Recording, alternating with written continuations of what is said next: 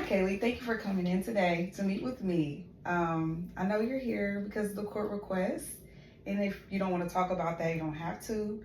But I would like to know how you would like to spend our time together. And before you start, I just want to let you know that our time together is going to be a little bit different than what you're used to. I want to spend a lot of time of not focus on what's actually wrong, but what we can do to make things better. And I'm really confident that you have the things to provide to me to make sure we can come up with some solutions and ideas.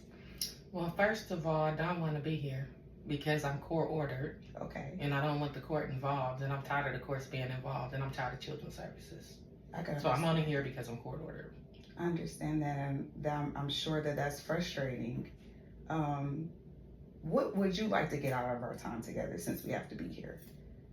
Whatever they want me to get out of here. What do Okay. you want to talk about? Well, tell me a little bit about what's been going on. Well, my parents, they fight all the time, and then my dad leaves, and when he leaves, then my mom is sad, and when my dad comes back, then I have to take care of her while she's sad, and then when my dad comes back, then she's happy again. But I really think my dad is the problem. Okay, okay. Well, that seems like a lot for a 12-year-old to be going through that, and it seems like you've been managing that pretty well. I mean, a lot of children your age wouldn't be able to cope with that, and it seems like you really care about your family. Yeah, I do. Yeah, as it's just part of my everyday life. I'm 12 years old, so I've been doing this for a long time. And you just mentioned you've been doing it for a long time, so tell me a little bit how you do that, how you manage everything. Um, I just day by day, when my mom needs me, I'm there. When my dad is there, then I know that I'm a ghost. I'm invisible to them. Okay. So I just go in my room and listen to music and get into my schoolwork. Okay, that seems amazing. That you sound like a very resilient person. You're able to, even though there's a lot of chaos going around you, you still are able to manage your schoolwork and get good grades. And so that's really good to hear. You mentioned the dynamics between your parents, your mom being sad, your dad being gone, and so I'm interested. Say, for example, you decide you go to sleep and you wake up and it's a miracle, and everything is exactly what you want it to be. What would that look like for you? So that would look like my mom being happy. Okay. Me and my mom having a relationship. That would look like my dad being gone Okay. and not in the picture. And if he is there, then they would have a good relationship, and I would be seen, and we could do things as a family. Okay, that sounds nice. And so, when you say your mom would be happy, what would that look like? You wake up, and what is she actually doing?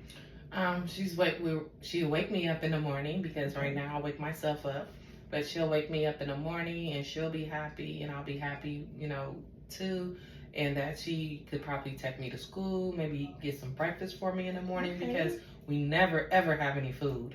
Okay. And so, she would be making breakfast for me in the morning and then take me to school and then maybe attend some kind of school activities that we have, when we have like field day, she could come with us and chaperone.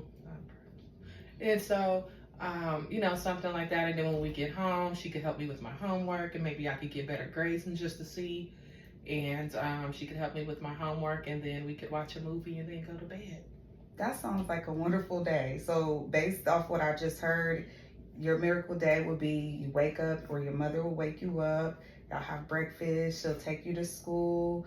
She'll be more, involved in your school activities.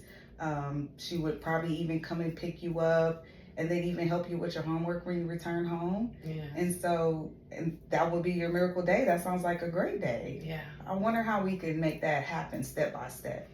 I don't know. You have to talk to my mom about that. I'm sure in the next session we'll be able to get her in here and we can figure out a game plan. I would like that. And not being happy about the court involvement. Can you tell me about a week that you were actually happy or things went the way you wanted them to go? Um, I don't know that I can really think of a week, but maybe I can give you a day. Okay, that sounds fun. We start there. Yeah, so one time when my dad and my mom got into an argument, Okay. and my dad left and he was gone for like a lot of months. But the first day he was gone, my mom and I like went to the movies. Okay. Because he left on a Friday, and so that Saturday we went to like the movies, and we draw together, did arts and crafts together, and then we also went to the park together as well. Nice. And so my mom doesn't really have a lot of money, but she had only had like $5, and it was like $2 day for the movies, and Okay. so that was really nice. We had already seen that movie before, but it was the fact that we just went out together. It was nice for me. So it seems like you really like spending quality time with your mom. Mm-hmm. And so maybe, more $2 movies would be nice if you can. Or even if you can't, your mother may not be able to afford that. Maybe just spending time together in the park, Mm-hmm. or like you said, drawing. Mm-hmm. And so I think that those are achievable goals that we can talk about more with your mom in the next session. Yeah, and maybe we could like have movie night if we couldn't go to the movies. That would be nice. good. Yeah. Yeah, I would enjoy that. Maybe like on a Friday when I get out of school. Yeah. I don't have to go to school the next morning, so I could stay up later and we could have like a movie night. I'm sure that, and I believe that the library, you can get like free movies and stuff like that. So that would be nice. Yeah. Absolutely. So the sounds of it, you sound like, a really incredible kid. You're going through a lot, but you sound articulate and smart. You're doing well in school, even though, you have chaos at home. And by the sounds of what I've heard today, it seems like you're a very caring person. You really care about your family. You really care about your mom. And you like to protect them. And so I'm thinking, what do you think that would be helpful in our next session? I know that, and I appreciate you being open with me. I know in the past it may have been difficult to talk to people, especially people that you don't know. Do you think that, have you ever, asked your mom or told your mom, exactly how you felt about the dynamics between, her and your dad? No, I don't really get to talk to her about that because when dad is gone, she's like always sleeping. Yeah. She's always sleeping, and then I have to take care of her or take care of myself or find something in the house to try to fix for myself. So it's usually like a peanut butter and jelly sandwich, and sometimes it's just peanut butter. Okay. Does it feel heavy sometimes holding all that in? Yeah. So I think that like if we all meet together, then maybe we could like talk about activities that me and my mom could do, like maybe once or twice a week.